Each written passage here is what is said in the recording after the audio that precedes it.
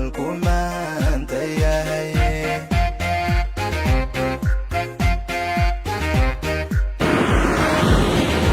الجماهير بحر تاني صل لحظة حيراتها أساسية حروح حلكم أنت يا هي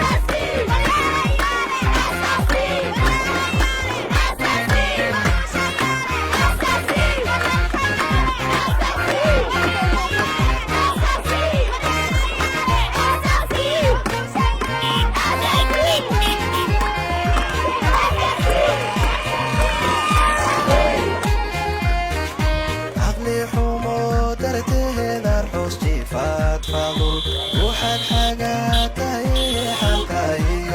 وقتك ما تقول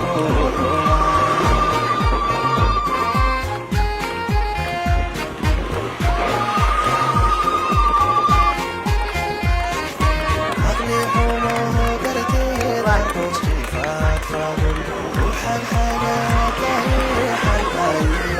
وقتك ما تقول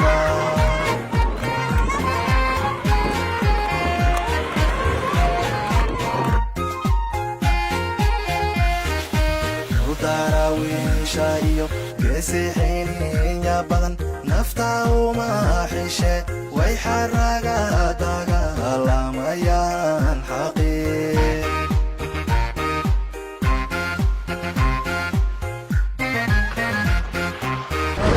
marka taanka gudbi ciidanka waa ciidankii guudadii 15aad galalaba ciise maxamuud iyo bahd dubays haddana waxay u socdaan jiida hore